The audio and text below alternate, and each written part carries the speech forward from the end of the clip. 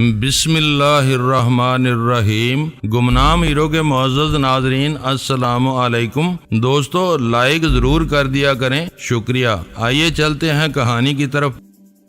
میں پہلے بھی کہہ چکا ہوں کہ تمہارے بال بہت گھنے ہیں، یہ تمہاری خاصی عقل چوس گئے ہیں، سلطان شاہ نے متانت سے کہا۔ زیادہ تر عورتوں کے ساتھ یہی مسئلہ درپیش ہوتا ہے، مسائل آگے دوڑتے رہتے ہیں، ان کی عقلیں پیچھے رہ جاتی ہیں۔ فکر نہ کرو، ایک دن کوئی عورت ہی تمہیں راہ راست پر لائے گی۔ باہمی مشاورت سے ایک فیصلے پر پہنچ جانے کے بعد ماحول کے تناؤ میں خاصی کمی آ گئی تھی۔ نیا مسئلہ یہ پیدا ہو گیا تھا کہ صوبراج سے مجوزہ ملاقات میں کون میرا ساتھ دے گا۔ اس مارکے میں اول خان میرا ہم رکاب رہنے کا متمنی تھا، جبکہ جلال پہلے سے اس معاملے میں دلچسپی لے رہا تھا۔ ٹام کے برعکس صوبراج ایک مسلمہ قانون شکن اور دہشت گرد تھا، جسے آخرکار ملکی قانون کی گرفت میں آنا تھا۔ میں نے اول خان کے جذبات کو مجروح کیے بغیر اس بات پر آمادہ کر لیا کہ وہ ایس ٹی ایف کی نفری کو بھول جائے، افرادی قوت جلال اپنے محکمے سے فراہم کرے اور وہ انفرادی حیثیت میں میرے ساتھ اس مہم میں شریک ہو۔ ہم لوگ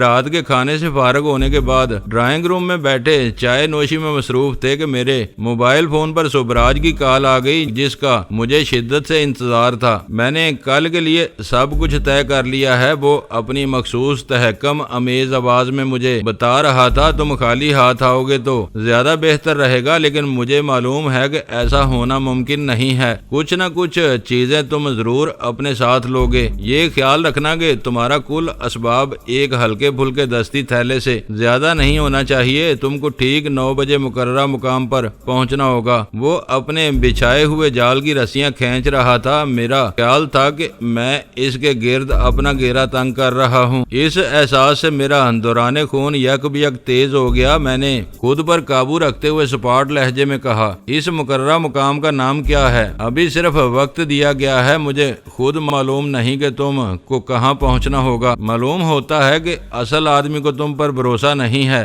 میں نے ہلکا سا طنز کیا۔ اس دھندے میں کوئی اپنے سگے باپ پر بھی بھروسہ نہیں کرتا، وہ مجھے جانتا ہے، تم اس کے لیے نئے آدمی ہو سکتا ہے کہ تمہیں ایک ساتھ وقت اور جگہ کا پتہ چل جائے تو تم پولیس میں مخبری کر دو اور اس کا سارا کام چوپٹ ہو جائے۔ جگہ کے بارے میں کب پتہ چلے گا؟ میں نے پوچھا۔ تمہیں 9 بجے پہنچنا ہے، وہ کل رات 7-8 بجے تک جیسے ہی مجھے جگہ کے بارے میں بتائے گا میں تمہیں فون کر دوں گا۔ تمہیں اتنا وقت مل جائے گا کہ تم آسانی سے وہاں پہنچ سکو۔ کیا تم بھی وہاں آؤ گے؟ میں نے دل کڑا کر کے وہ ٹیڑھا سوال بھی کر ڈالا۔ میری فکر چھوڑ دو، میں نے تمہارے نکلنے کا بندوبست کر دیا ہے۔ مجھے آنا ہوا تو میں بھی 9 بجے تک وہاں پہنچ جاؤں گا۔ مائی ڈیئر صوبراج، مجھے تمہاری نہیں اپنی فکر ہے۔ میں نے کہا، تم وہاں نہ ہوئے تو میں اسے کیسے پہچانوں گا؟ اب اتنے بولے نہ بنو، تم ان چکروں کو خوب سمجھتے ہو۔ کل رات جگہ کے بارے میں بتاؤں گا تو یہ سب بھی طے ہو جائے گا۔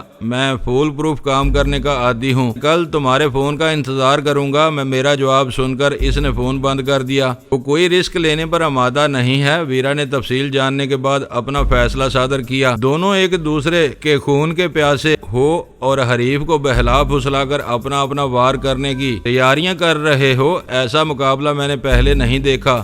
آنے والی رات کے تصور سے میرے رونگٹے کھڑے ہو رہے ہیں۔ وہ بہت خون آشام رات ثابت ہوگی، خون ریزی ضرور ہوگی، اسے ٹالنا ناممکن ہے۔ اول خان نے پورے وثوق سے کہا، اتنے کم وقت میں آدمیوں کو وہاں پہنچا کر مورچے جمانا بہت مشکل ہوگا۔ یہی اس کی حکمت عملی ہے، وہ مجھے کسی پیش بندی کا موقع نہیں دے رہا۔ میں نے اس کی تائید کی، وہ اپنی تیاریاں مکمل کرنے کے بعد مجھے مقام کے بارے میں آگاہ کرے گا تاکہ کوئی مشتبہ شخص ان حدود میں نہ گھس سکے۔ خبر ملنے کے بعد جلال کے آدمیوں نے ادھر کا رخ کیا تو وہ بے موت مارے جائیں گے، اول خان نے خدشہ ظاہر کیا۔ صوبراج کے آدمی اپنے ہتھیاروں کے ساتھ وہاں پہلے سے تیار بیٹھے ہوں گے، وہ خطرہ بھانپتے ہی بے دردی سے فائر کھول دیں گے۔ مفروضوں میں الجھ کر خود کو ہلکان نہ کرو، سلطان شاہ نے وہ بات ایسے لہجے میں کہی کہ میں चौंक गया। वो कह रहा था, अब सब कुछ कल रात के लिए टल गया है, जरूरी नहीं कि शुभराज लड़ने मरने पर तुला बैठा हो। वो तुम्हें कराची से निकाल कर वीरान सरहदी इलाके में आसानी से काबू कर सकता है। शहर में लड़ाई बढ़ाई का इम्कान बहुत कम है। हमें इसके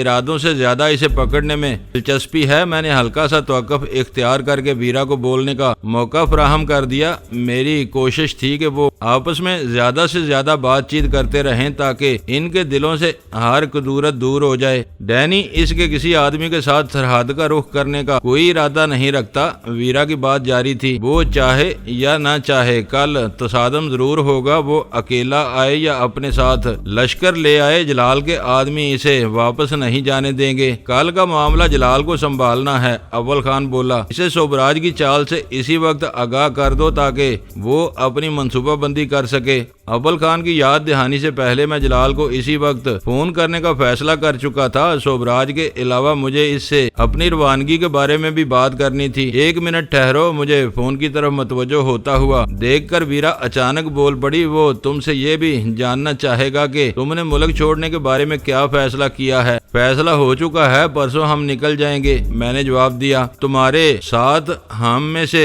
कौन कौन शामिल है? वीरा ने संजीदगी से पूछा। मैं और गजाला, तुम सुल्तान शाह के साथ यहीं रहोगी। मैंने कहा, क्या तुम्हें इस फैसले पर कोई एतराज है? मुझे किसी बात पर कोई एतराज नहीं है, इसने कंधा पेशानी से जवाब दिया। मैं इस मरहले पर जिद करके कोई बदमज़गी पैदा नहीं करना चाहती। तुम्हें अपने और गजाला के बारे में फैसला करने की पूरी आज़ादी है। अपना फैसला मैं खुद करूंगी। इससे कहो कि मैं भी मुल्क से बाहर जाना चाहती हूँ, वो मेरा भी बंदोबस्त कर दे। और सुल्तान शाह का क्या बनेगा? मैंने बेसाख्ता पूछा। ये शीरख्वार बच्चा नहीं है, इसने रखाई से जवाब दिया। अपनी देखभाल खुद कर लेगा। हम तीनों भारत के सफर पर गए थे तो ये अकेला कराची में था। तुम कहाँ जाओगी? अव्वल खान ने उलझन अमेज नजरों से वीरा की तरफ देखते हुए पूछा। मैं दरवेश सिफ्त औरत हूँ, किसी को मेरे लिए फिक्रमंद होने की जरूरत नहीं। जिधर मुंह उठा इधर निकल जाऊंगी। एक लंबे अरसे से यहाँ पड़े पड़े मैं भी उकता गई हूँ। जलाल को वीजा और टिकट का बंदोबस्त करना होगा। इसे मैं क्या बताऊँ? कह देना कि मैं चंद रोज के लिए लंदन में रुककर न्यूयॉर्क जाना चाहती हूँ। इससे पहले कि ये साहिली शहर समंदर में डूब जाए, मैं एक बार फिर दिल भरकर इसकी सैर करना चाहती हूँ। इसके होंठों पर सफाकाना मुस्कुराहट तैर रही थी। खुदा के गजब से डरो वीरा, तुम मायूसी के आलम में अपने हम वतनों को बददुआ दे रही हो। मैंने इसे घूर कर कहा, मैं मायूस हूँ ना, ये कोई बददुआ है। मेरे वो हम वतन अपनी हरकतों से बार बार कहरे खुदाबंदी को दावत दे रहे हैं। मेरा वजदान मुझे बता रहा है कि ये रंगीनियां चंद रोज की हैं, फिर समंदर एक भयानक अंगड़ाई लेगा और सारे साहिल बिरानों में डूब जाएंगे। तुम्हारा दिमाग खराब हो गया है। गजाला बेचैनी से अपनी जगह पर पहलू बदलते हुए बोली, हर वक्त अपनी जुबान से बदख्वाही का इजहार करती रहती हो। इससे वहाँ का सफर क्या था? वो भी एक चक्कर में मुलव्वस हो गई थी। मैं इस नाम को भी महफूज नहीं समझता। इस बारे में तुम ज्यादा बेहतर जानते हो। मैंने किसी बहस में पढ़ने की बजाय इसकी बात मान ली। अब तुम्हें हम चारों की तस्वीर की जरूरत होगी, किसी चीज की जरूरत नहीं। तुम्हारी तस्वीर मेरे पास मौजूद हैं। इसने हंसते हुए वो इंकिशाफ करके मुझे हैरान कर दिया।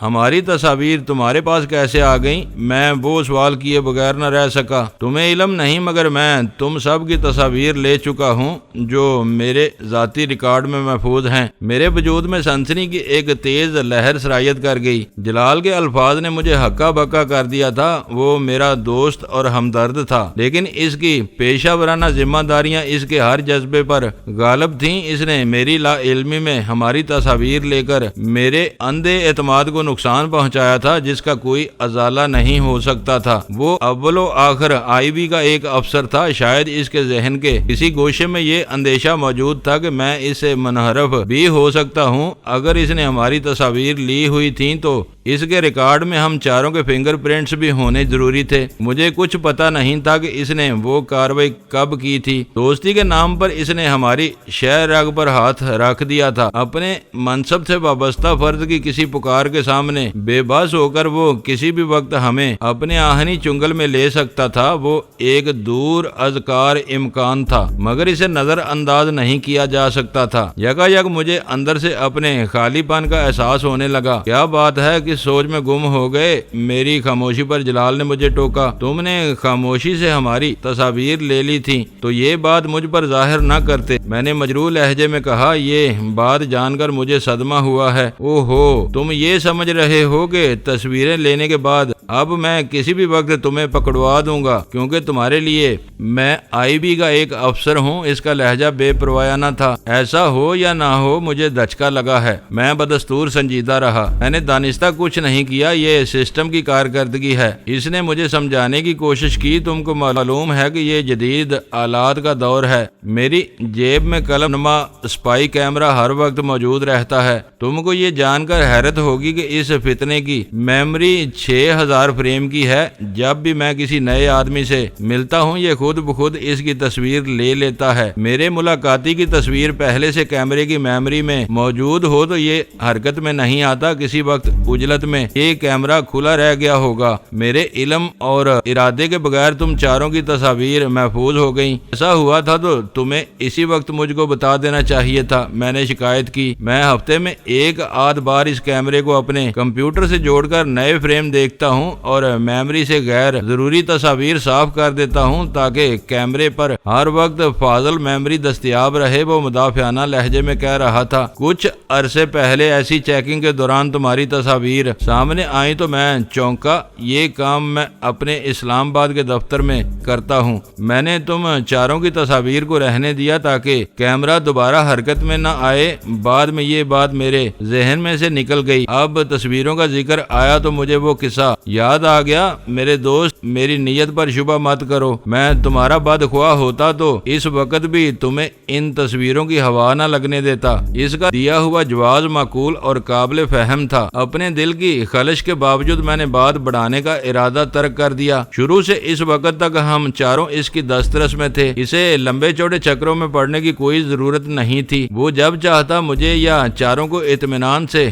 داخل زنداں کر سکتا تھا۔ اس کا کوئی قصور نہیں تھا۔ وہ میرے دل کے کسی گوشے میں چھپا ہوا چور تھا جو مجھے ذرا سی بات پر اپنے ہمدردوں سے بدگمان کر دیتا تھا۔ کیا تمہارے ننھے سے کیمرے کی لی ہوئی تصاویر پاسپورٹ اور ویزے کے لیے کارآمد ثابت ہوں گی؟ میں نے شکوک و شبہات کی دلدل سے باہر آ کر سوال کیا۔ چھوٹے قد والے جاپانیوں نے اس ننھے سے کیمرے میں حیرتوں کی ایک دنیا سموئی ہوئی ہے۔ کیمرہ جب کسی نئے چہرے کو دیکھ لیتا ہے تو خود کار طریقے سے اپنے ہدف کے چہرے کو فوکس کر کے اس کی پورٹریٹ محفوظ کر لیتا ہے۔ تصویر کو کمپیوٹر پر لے کر ہزار شعبے دکھائے جا سکتے ہیں۔ اسے خوشی ہوئی تھی کہ میں نے اس کی وضاحت قبول کر لی تھی۔ وہ قدرے پرجوش لہجے میں کہہ رہا تھا، تم لوگوں کی تصاویر صرف پاسپورٹ پر لگیں گی کیونکہ وہ ناگزیر ہیں۔ پاسپورٹ تمہاری تحویل میں رہیں گے۔ ویزا کے لیے کوئی تصویر دینے کا خطرہ مول نہیں لیا جائے گا۔ پھر ویزا کا کیا بنے گا؟ میں مسئلے کا حل جاننا چاہ رہا تھا۔ یہ تمہارا نہیں میرا درد سر ہے۔ تم چاروں کو کئی اہم ممالک کے ویزا کے ساتھ پاسپورٹ ملیں گے، ان پر تم بے دھڑک ہو کر سفر کرو گے۔ وہ اپنی زبان سے کھل کر کوئی غیر قانونی بات کہنے سے گریز کر رہا تھا۔ میں نے اس کے فکروں میں مضمر مفہوم پا لیا تھا۔ خطرات سے بچنے کے لیے وہ بالا ہی بالا اپنا کام کرنا چاہ رہا تھا۔ پاسپورٹ کب مل جائیں گے؟ میں نے پوچھا۔ پرسوں تم روانہ ہو جاؤ گے، اس سے پہلے پاسپورٹ اور ٹکٹ پہنچ جائیں گے۔ میری کوشش ہوگی کہ ویرا اور سلطان شاہ بھی پرسوں نکل جائیں۔ ٹکٹوں کے لیے اندازاً کتنی رقم درکار ہوگی؟ تم اس کی فکر نہ کرو، سیکرٹ فنڈ سے ادائیگی ہو جائے گی۔ اس نے بے پروایانہ آواز میں جواب دیا۔ بہت سے سرکاری کام انجام دینے کے بعد تمہارا اتنا حق بنتا ہے۔ وہ ہمارے ساتھ خوش کلامی اور نرم گفتاری سے پیش آتا تھا لیکن اندر سے خاصا سخت آدمی تھا۔ اس نے وہ خطیر رقم اپنی جیب سے ادا کرنے کی بات نہیں کی تھی۔ میں نے اس سے کوئی بحث نہیں کی۔ ہماری گفتگو ختم ہونے والی تھی کہ اسے یکا یک اول خان کا خیال آ گیا۔ وہ تمہارا ریٹائرڈ کرنل کہاں غائب ہے؟ اس کی کوئی خیر خبر ہے؟ وہ میرے ساتھ موجود ہے۔ میں نے اول خان کی طرف دیکھتے ہوئے جواب دیا، اس کی لائی ہوئی خبریں وہی ہیں جو تم نے سنائی تھیں۔ اس نے وارنٹ کے اجرا کا اضافہ کیا ہے۔ مجھے وہ خبر سن کر دکھ ہوا تھا۔ میں نے جان بوجھ کر تم سے اس کا ذکر نہیں کیا۔ رفتہ رفتہ یہ مجبوریاں میری سمجھ میں آ چکی ہیں۔ واقعاتی شہادتیں میری نشاندہی نہ کر رہی ہوتی تو یہ نوبت نہ آتی۔ اول خان کا ذکر نکلا ہے تو یہ بتا دوں کہ کل رات وہ بھی میرے ساتھ آئے گا، یہ گڑبڑ ہو جائے گی۔ اس کی آواز تشویش آمیز ہو گئی۔ کسی غلط فہمی کے نتیجے میں میرے آدمی ایس ٹی ایف کے جوانوں سے بھیڑ گئے تو بہت نقصان ہوگا۔ دشمن اس بحران سے فائدہ اٹھا لے گا۔ اس کی فورس کا کوئی تعلق نہیں ہوگا، وہ اکیلا میرے ساتھ آئے گا۔ پھر تو وہ سر آنکھوں پر آئے۔ میری وضاحت سنتے ہی جلال کے سر سے بہت بڑا بوجھ اتر گیا۔ مجھے خوشی ہوگی۔ اول خان کی نگاہوں میں میرے لیے ممنونیت جھلک رہی تھی۔ اس کے لیے یہ بات اطمینان کا باعث تھی کہ میں نے جلال سے اس کی شمولیت کا معاملہ طے کر لیا تھا۔ تمہیں اور ویرا کو اب گھر میں رہنا ہے۔ جلال سے میری گفتگو ختم ہوتے ہی اول خان نے تاکید کی، آج اور کل کا دن خیریت سے گزر جائے تو میں خدا کا شکر ادا کروں گا۔ کل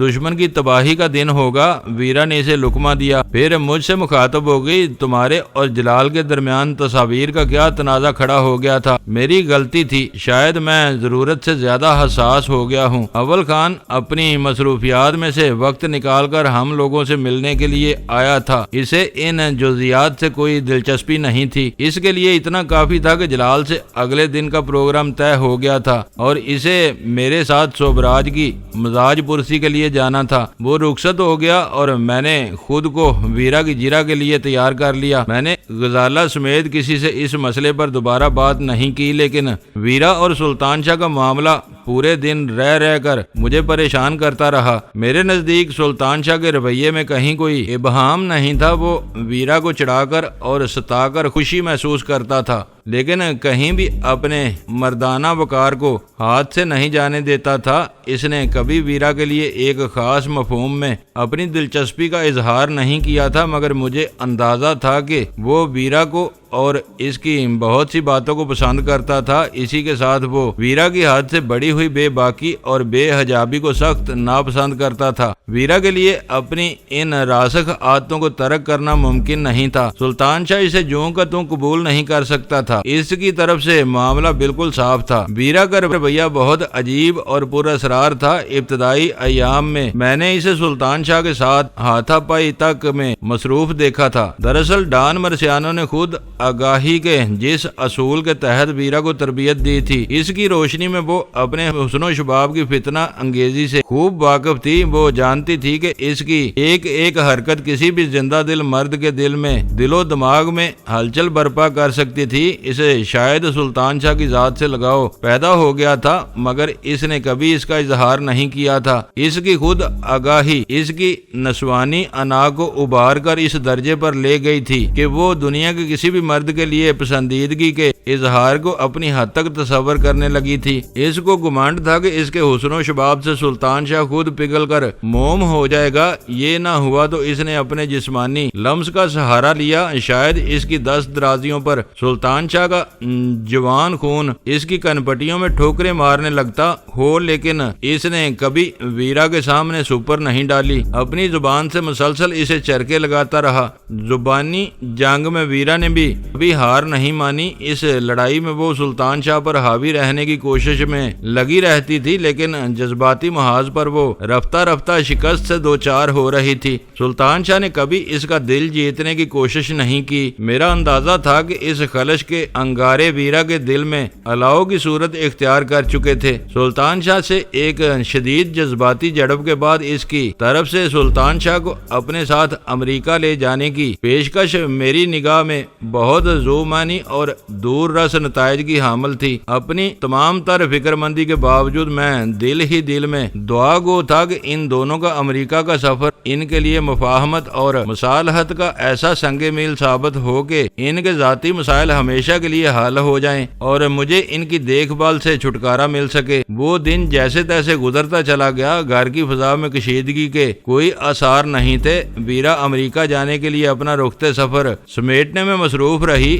سلطان شاہ لمبے سفر پر روانہ ہونے کے خیال سے خوش نظر آ رہا تھا۔ شام کو 5 بجے اول خان موجود ہوا۔ اس نے بتایا کہ وہ میری تلاش میں سارا دن اپنے آدمیوں کو شہر میں دوڑاتا رہا تھا۔ اس کی معلومات کے مطابق متعدد امریکی افسران شہر میں قانون کے محافظوں کی سرگرمیوں پر قریبی نظر رکھے ہوئے تھے۔ وہ یہ اندازہ لگانے کی کوشش کر رہے تھے کہ مقامی حکام میری گرفتاری کے معاملے میں کتنے سنجیدہ تھے۔ اول خان کے آنے تک ہم چاروں اپنی اپنی مصروفیات میں الجھے ہوئے تھے۔ صرف لنچ کے لیے چاروں کچھ دیر کے لیے میز پر یکجا ہوئے تھے، پھر وہ تینوں اپنے اپنے کمروں میں جا گھسے۔ میں اپنے ذہنی بوجھ کے ساتھ ڈرائنگ روم میں جم گیا۔ اول خان آیا تو ایک ایک کر کے سب جمع ہوتے چلے گئے۔ ابرار معاملہ فہم آدمی تھا، کسی کے کچھ کہنے سے پہلے کچن میں جا گھسا اور چائے تیار کر کے لے آیا۔ ہم چاروں کے مجوزہ سفر سے لے کر سوبراج اور پھر چھوٹا راجن تک کے موضوعات پر باتوں کا نہ ختم ہونے والا دلچسپ سلسلہ چل پڑا، جس میں ویرا پیش تھی۔ میں نے محسوس کیا کہ امریکہ یاترا کے لیے ایک دوسرے کا ساتھی بننے کے بعد ان کے باہمی رویے میں نمایاں تبدیلی آ گئی تھی۔ بار بار واقعہ آنے کے باوجود وہ ایک دوسرے کی ٹانگ کھینچنے سے دانستہ گریز کر رہے تھے۔ میری دانست میں وہ آغاز سفر کا ایک نیک شگون تھا۔ وقت گزرنے کے ساتھ ساتھ سوبراج کی ذات ہمارے مذاکرات کا محور بنتی چلی گئی۔ اس کے بارے میں ہر ایک کا ذہن اپنی زرخیزی کی بہاریں دکھا رہا تھا۔ ہزار اندیشوں اور وسوسوں میں کامیابی کی بہت سی کرنیں بھی نظر آ رہی تھیں۔ 6 بجے جلال کا ایک آدمی موٹر سائیکل پر آیا اور سلطان شاہ کو ایک پھولا ہوا وزنی لفافہ تھما کر واپس چلا گیا۔ لفافے پر کسی کا نام درج نہیں تھا، مگر صاف ظاہر ہو رہا تھا کہ جلال نے اپنے وعدے کے مطابق ہمارے سفری دستاویزات تیار کرا کے بھیج دی تھیں۔ میں نے لفافہ کھولا تو اس میں چاروں پاسپورٹوں کے ساتھ ہمارے ٹکٹ اور شناختی کارڈ بھی موجود تھے۔ میں کارڈز پر لگی ہوئی تصاویر دیکھ کر جلال کے ننھے سے اسپائی کیمرے کی افادیت کا قائل ہو گیا۔ چاروں تصاویر بہت صاف اور واضح تھیں، جن سے ہر ایک کو پہلی نظر میں پہچانا جا سکتا تھا، مگر چاروں نام اجنبی تھے۔ ان شناختی کارڈز کے مطابق مجھے علی احمد کا نام دیا گیا تھا، سلطان شاہ کو اکبر خان بنا دیا گیا تھا، غزالہ کو صدف علی اور ویرا کو مس ریٹا ایف ہیریسن کے نام دیے گئے تھے۔ بھارت کا تلخ تجربہ جلال کے ذہن میں محفوظ تھا۔ وہاں ابتدائی مرحلے میں پولیس افسر نے سب سے پہلے یہ نقطہ پکڑا تھا کہ ایک جوان اور دلکش عورت جو میری بیوی نہیں تھی، پاکستان سے میرے ساتھ کیوں آئی تھی اور میرے ساتھ ایک کمرے میں کیوں رہ رہی تھی۔ وہاں میرا نام مظہر خان تھا، جبکہ غزالہ کا پاسپورٹ غزالہ تنویر کے اصل نام پر بنا ہوا تھا۔ اس بار جلال نے ناموں کا وہ تضاد دور کر دیا تھا۔ میں علی احمد تھا اور صدف میری بیوی۔ ہمارے فرضی ناموں کی بنا پر بینکاک میں کوئی ہم پر شبہ نہیں کر سکتا تھا۔ ہم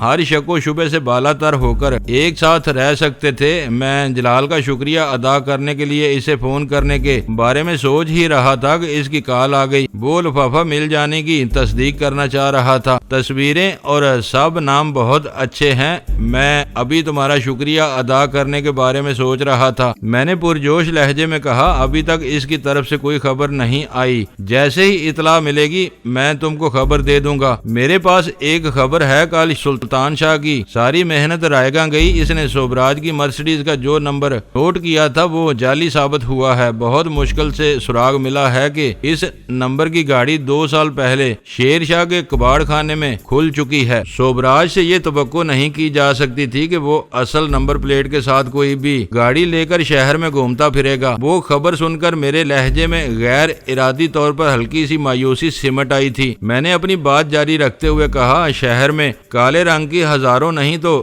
سینکڑوں مرسیڈیز گاڑیاں ہوں گی، ان سب کو ایک ایک کر کے چیک کرنا ممکن نہیں ہے۔ بظاہر یہ خبر مایوس کن معلوم ہوتی ہے، لیکن میرے خیال میں اس کی اہمیت ختم ہو چکی ہے۔ واقعات تیز رفتاری سے آگے بڑھے ہیں۔ جلال کی آواز سے ظاہر ہو رہا تھا کہ وہ مجھے بہلانے کی کوشش کر رہا تھا۔ اگر وہ آج 9 بجے کہیں بھی تم سے ملنے کے لیے آ جاتا ہے تو پھر ہمیں کہیں سر کھپانے کی ضرورت نہیں رہے گی، یہ قصہ آج ہی ختم ہو جائے گا۔ کاش ایسا ہو سکے، میں نے حسرت سے کہا۔ میں بہت ہلکے دل کے ساتھ ملک سے باہر جا سکوں گا، ورنہ سوبراج میرے سینے کا ناسور بنا رہے گا۔ آخرکار اس کا انجام بہت برا ہونا ہے۔ اب تک اسے قدرت کی طرف سے ڈھیل ملی ہوئی تھی، کہیں نہ کہیں اس کی ڈوری کھینچ لی جائے گی۔ اس سے میری بات ختم ہو گئی۔ مرسیڈیز کے نمبر جعلی تھے، میں نے ہلکی سی انگڑائی لیتے ہوئے پستہ لہجے میں کہا۔ مجھے پہلی نظر میں شبہ ہوا تھا مگر میں نے اپنی زبان بند رکھی تھی۔ سلطان شاہ نے بے ساختہ کہا، کیا میں تمہارے شبے کی وجہ پوچھ سکتی ہوں؟ ویرا نے سوال کیا۔ وہ دیکھنے میں تقریباً نئی گاڑی معلوم ہو رہی تھی، اس کے نمبر کی سیریز پرانی تھی۔ ٹرانسپورٹ لائن میں رہ کر مجھے نمبروں سے گاڑی کی عمر کا اندازہ لگانے کی مشق ہو گئی تھی۔ اس نے بھی پوری سنجیدگی سے جواب دیا، کیا بات ہے، تم سلطان شاہ سے بہت ادب سے بات کر رہی ہو۔ ان دونوں کا براہ راست مکالمہ مکمل ہو جانے کے بعد غزالہ نے ویرا سے کہا، مجبوری ہے۔ ویرا نے اپنے شانے اچکا کے جواب دیا، لمبا سفر ہے، کچھ عرصہ امریکہ میں بھی گزارنا ہے۔ میں نے ابھی سے اکبر خان کو برداشت کرنے کی مشق شروع کر دی ہے، اب بھی وقت ہے۔ سلطان شاہ بولا، مجھے بوجھ سمجھتی ہو تو اکیلی چلی جاؤ، میں تمہارے مشورے کے مطابق اپنے گاؤں چلا جاؤں گا۔ جلال میرا ٹکٹ واپس کر کے سرکاری رقم کھری کر لے گا۔ اچھا ہے، سرکار کی کچھ بچت ہو جائے گی۔ تم سراسر بوجھ ہو، وزن کرنے کی مشین پر چڑھ جاؤ تو اس کی سوئی 2 مرتبہ گھوم جائے گی۔ ویرا نے تیکھی مسکراہٹ کے ساتھ کہا،